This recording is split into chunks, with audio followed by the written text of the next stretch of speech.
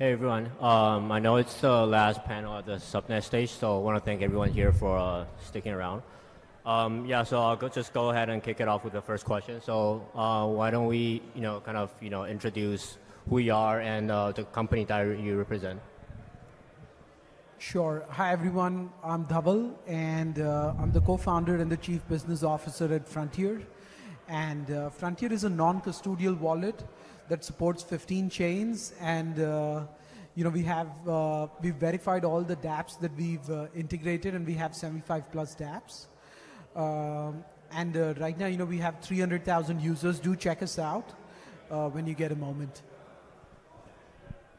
Thanks. Hi, my name is Ryvkin. First of all, thanks everyone for joining the audience. I saw some drinks and a band with a sax outside, so that was pretty impressive, the time and commitment that you guys are putting into that. Thank you. I lead product at Copper. We're an infrastructure provider for institutional investors in the digital asset space. We serve hedge funds, long-only investors, market makers, OTC desks, exchanges, you name it, we're probably there. Hi, thanks. My name is Wes Cowan with Valkyrie. I'm the managing director over there. Also co-founded Valkyrie On-Chain, where we manage on-chain DeFi hedge funds. And again, we focus on institutional crypto. Yeah, thanks everyone. So I think, we have a pretty good mixture of panelists, that's serving institutional clients as well as retail clients. So my next question is, we are definitely seeing increased institutional interest in Web3.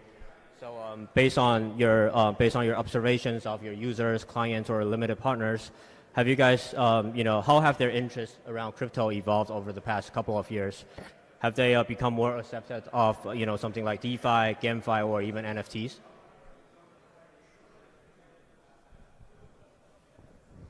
We're definitely seeing a lot of institutional interest. There's several trading firms, like traditional trading firms, traditional asset management firms, that are thrilled with the kind of returns investing in Web3 generates, and they're definitely looking at hiring more people and getting them on board. We're about to raise our pre-Series A round, and we're surprised with the interest from Web2 VCs that have traditionally looked at only tech investments in a particular geography, and now being interested in something like this. Definitely DeFi, NFTs, and GameFi and metaverses are of interest, and this will continue to be as the industry matures further. Yeah, I concur. One of the best and the worst things about being the product guy in the space is that your roadmap is about 6 months long, because the space is changing so fast. There is no point of planning something we're going to be doing in spring next year. It's just a waste of everyone's time. So NFTs were not on institutional radar from what we can say about 6 months ago. Now they're obviously all over the place. We're on the right side of the hype. DeFi wasn't on anyone's radar on the institutional side before summer 2020. Now it's kind of the basic hygiene factor kind of capability for you as a custodian or infrastructure provider. A lot of interest is now coming in, and actually the surprising factor for us is that when we're talking to traditional financial institutions, and we had a couple of major announcements coming out recently with some of the biggest institutions in the world, we thought we're going to be talking about Bitcoin and Ethereum custody and kind of get back to us in 3 years' time. It's not the case. They're looking into all the same things that we're looking into. It will take them some time to get it to adopt it properly, but their clients are already asking them to support that. So for any sell-side financial institution, they're looking at all of the above as much as any crypto-native fund would. So yeah, we try to focus on the institutional space, and I'd say a lot of, at least in America, on the TradFi side, there's a lot of exploratory interest, but I think people are still concerned about the regulatory frameworks. But with that being said, a ton of people are still building teams, exploring, kind of getting their foot ready to jump in. But on the TradFi institutional, again, I think it's really exploratory team building while the regulatory frameworks come out, just kind of getting themselves positioned. And Wes, this is a question for you. So you own an ape, right? And just wondering, because you serve a tons of institutional clients, so what do they think when they see like a 300K worth of JPEGs? I'm sorry, say that again? So you own an ape, right? Yeah. So what do your clients think when they see like a 300K worth of JPEG? The ape? Yeah, the ape. What? Yeah, I mean, look, I'm aside from running DeFi hedge funds, I am a NFT degen, and look, the institutional side of the business, like the culture has expanded beyond the people in this room. Like all the people we know in TriFi, they know what apes are now, and they're super, super intrigued. I'd say they look at it as an insanely speculative side of the market. With that being said, it's pierced culture at this point, and I think like they understand how it's a much less friction for a lot of institutions, like beyond TradFi. Like I'm talking to big institutions in telecom and big institutions in the automotive space, and where they look at it, there's a lot less friction, a lot less regulatory issues, and I think that's probably the most appealing market for them to be looking at right now. Yep, thanks for that. So that was kind of on NFT, and I think on the DeFi side, a total of $1.3 billion was lost from a number of DeFi hacks last year in 2021. So how have these incidents impacted major institutions from entering into the Web3 or like DeFi space? I guess, Alex. Sure.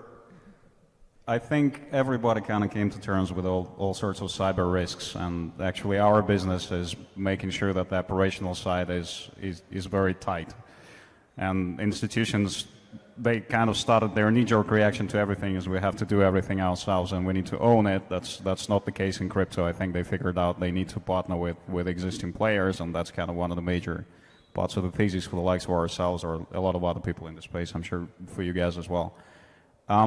For us, I think the major impediment is regulation and compliance issues. I don't think it's cyber risk. I don't think that's that high on anyone's radar. At least people expect us to be able to sort it out for them.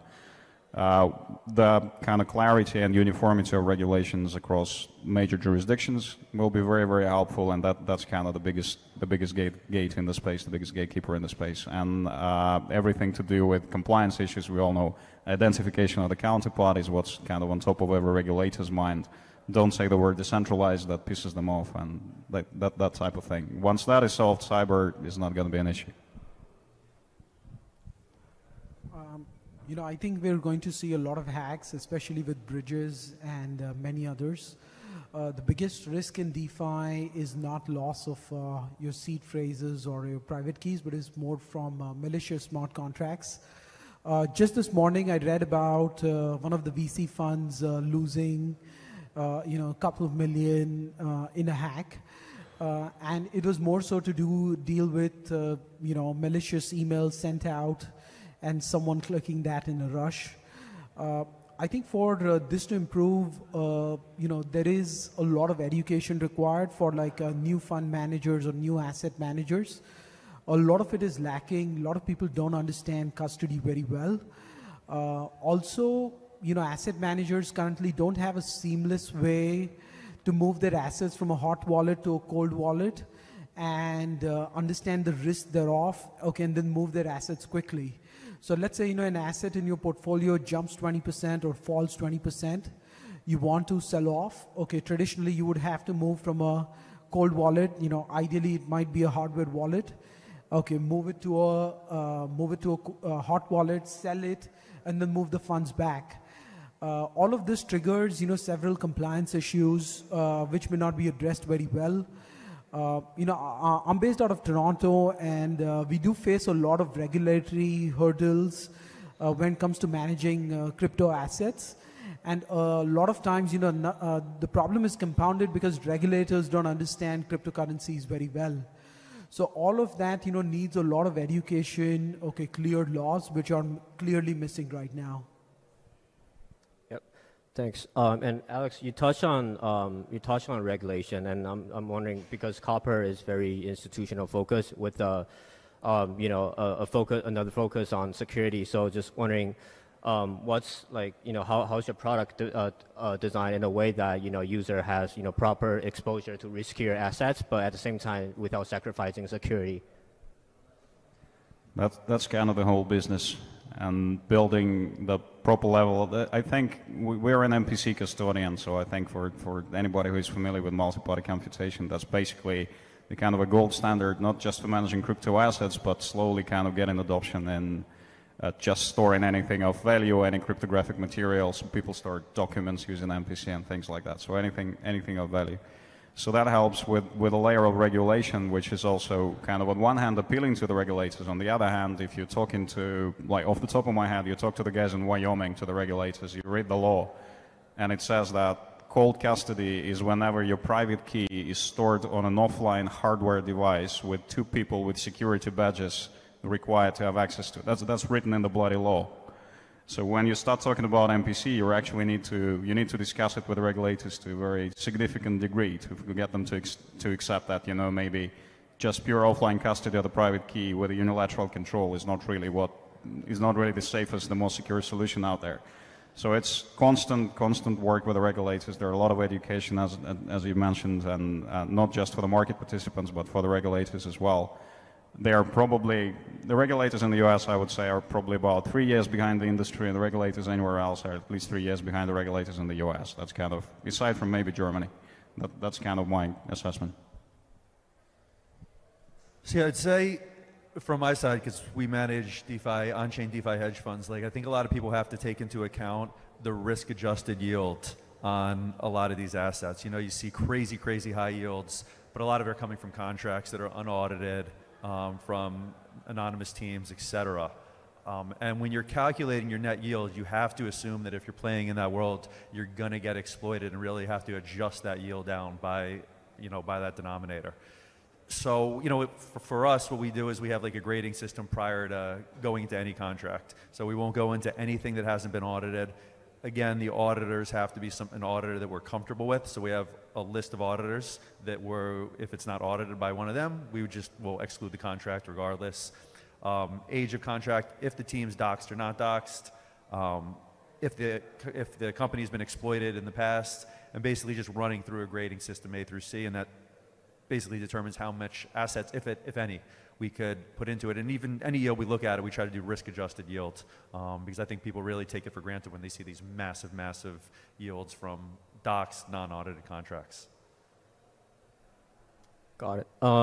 My next question is, so how are major institutions thinking about getting more involved in Web3? Like, for some of these major institutions, are they more inclined to building out their own solutions and products, or acquiring competitors, or using existing solutions? Yeah, Alex. I think I touched on that a little, so maybe I can let my colleagues to comment. Institutions still have a very limited access to all the DeFi protocols out there. Let's say today, an institution wants to benefit from Terra's yield, on the USD, which is a phenomenal 19.4%. Can they do that through an institutional platform? Maybe not. There is, you can do it via CoinList Pro, but then again, that's restricted only to institutions in North America. So there is still a massive gap between what's being offered to retail users versus what's being offered to institutions.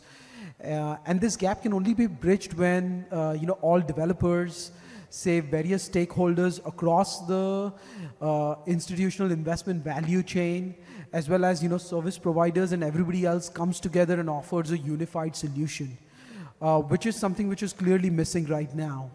And hopefully, we will see, it's a lot better than what it was a couple of years ago.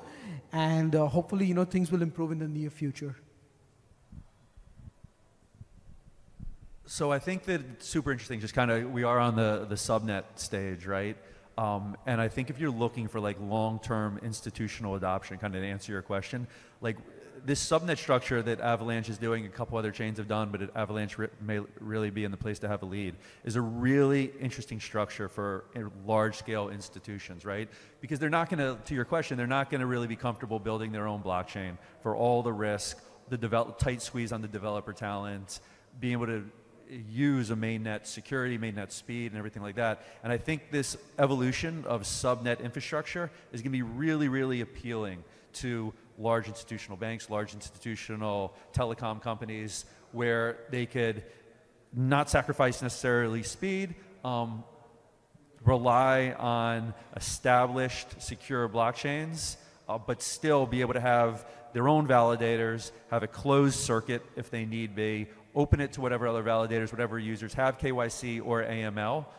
And I think people aren't necessarily appreciating yet what the dynamics of well-structured subnet infrastructure can be to institutional adoption. Yeah, I think that's yeah, super interesting, and definitely we'll see how institutions play around with these, public infrastructure. Yeah, so my next question is, do you think we'll see like a multi-trillion-dollar DeFi or NFT industry? When do you think that will happen? I guess starting with Alex.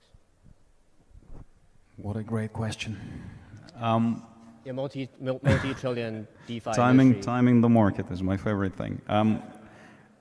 I think I can't give you the date, unfortunately, but I think what we see in the NFT space, that's kind of the popular opinion, not just mine. What we see in the NFT space is kind of R&D, early R&D demonstration of what the asset class is capable of, and some brilliant ways to get a little bit more, a few more eyeballs for what is actually possible to achieve with NFTs. I think the reason I'm interested as Copper CPO, the reason I'm interested in supporting NFTs is predominantly as not as the funny user picks out there, no matter how much they're worth to us, but as a universal kind of asset wrapper. So capability to wrap anything and have it uniquely identified on the blockchain network, or maybe some network supported by some other similar technology, Hashgraph or whatever. That's the interesting bit. And how big is the market? If you frame that question like that, how big is the market for uniquely identifiable assets traded on something digital and settled 24/7? That's basically kind of from here to infinity. I don't know whether State Streets and Boney will hold a lot of Bored Apes in their custody at some point in time, but I know they're probably going to be holding a lot of things that will look something like that using that particular asset wrapper.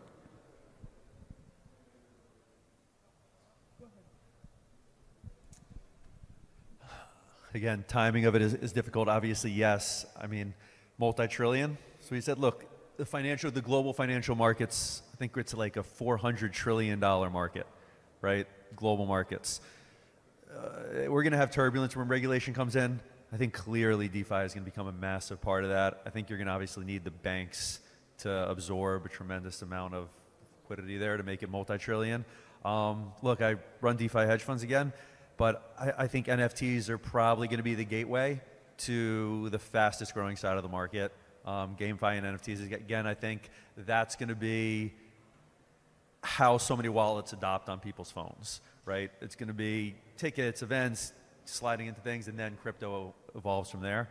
But again, I think it's institutional and NFTs are the fastest way there. Timing, who knows, right?